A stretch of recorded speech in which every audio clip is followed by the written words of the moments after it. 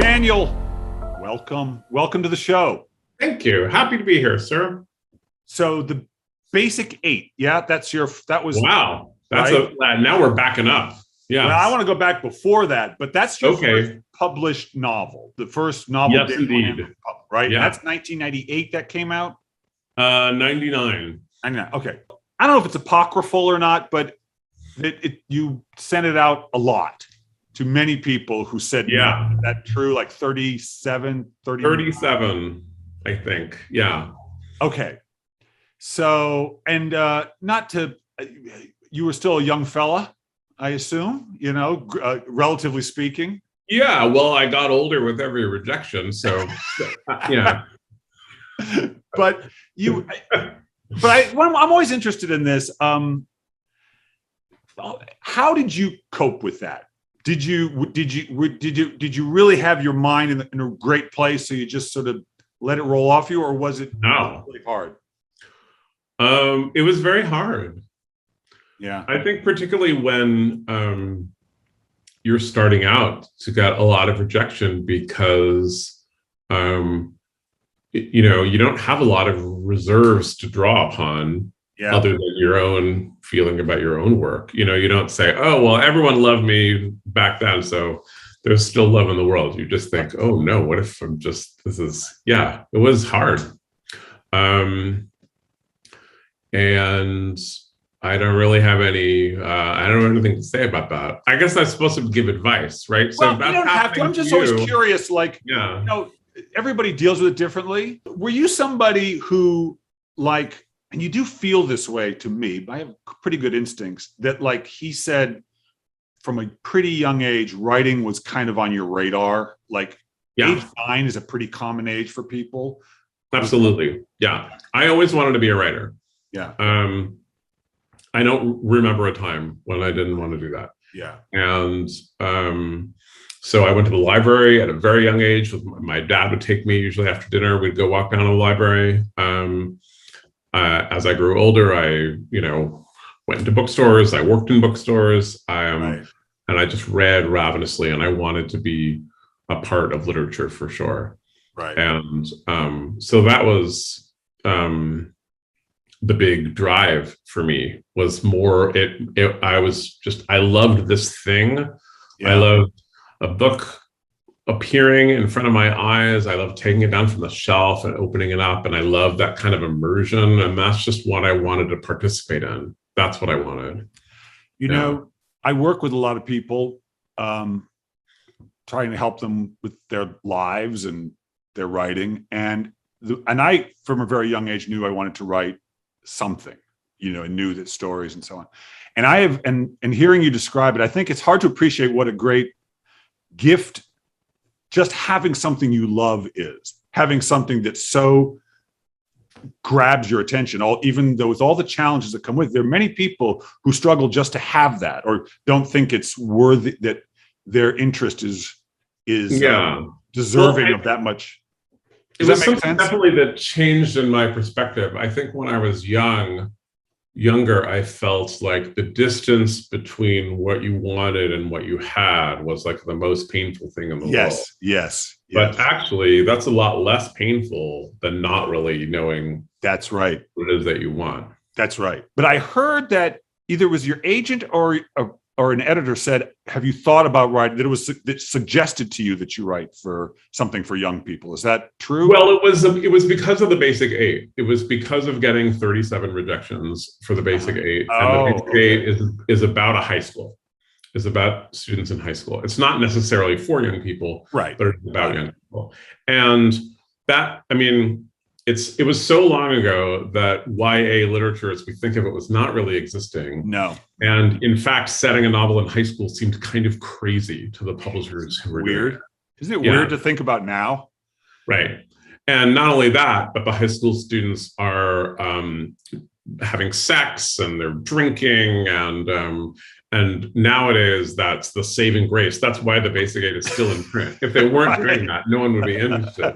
And but because of that, some people said, well, you write really well about young people. Would you be interested in writing something for young people? And I had this kind of mock Gothic novel that I was trying to get at that wasn't working. And as soon as I realized that if the heroes were children, that it would open up all these possibilities for me. And so it was somebody saying just the right invitation, right, where I went, oh, I think I have been writing a novel for young people. I just didn't know that that's what I was doing. Were you a fan of Roald Dahl? Yeah, of course. Yeah, I mean, it seems like you're sort of you're a relative of his almost in terms of the body of work. Yeah, I mean, I think he does a similar thing where he's talking to the reader. It isn't always a conscious narrator like Lemony Snicket, but he'll say, you and I would never eat the kind of sandwich that the twits are eating right now, or something like that. And it's a nice feeling. It feels like you're with someone in the book, which is nice. He also recognized that children were okay with horrible things happen, like supposedly terrible, like, if presented in the right way, parents could die. I think about the giant peach where they get hit by a rhinoceros in the first bit. And so they were okay with these, that if you do it right, they actually are good with bad things happening. Everything doesn't have to be coded over for them. Well, I mean, I think when you're a child, you're terrified a good portion of the day, right? You're wandering through a world that doesn't really make any sense to you. And you're being warned a lot. Don't go over here. Don't step on this. Don't touch this over here. And so I think you recognize a world that's full of peril. All right, Poison for Breakfast. So Lemony Snicket writes a book for adults. I love this book, and I'll tell you one of the reasons I loved it.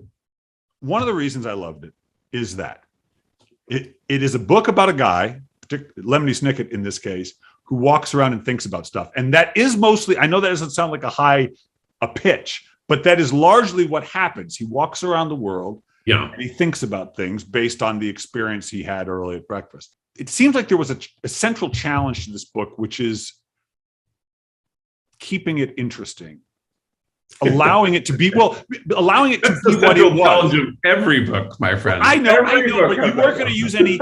There was a lot less happening, and so you had to sink into where the pleasure was in it, and had to trust that. Now, maybe that didn't even cross your mind, but no, of course it did. Yeah. I mean, you couldn't do, in general, when writing a series of unfortunate events and with all the wrong questions too, I listened to the advice of Raymond Chandler, who said, when in doubt, have three guys come in through the door with guns. And you didn't do that. Yeah. And Poison for Breakfast is not the kind of book where that could be done.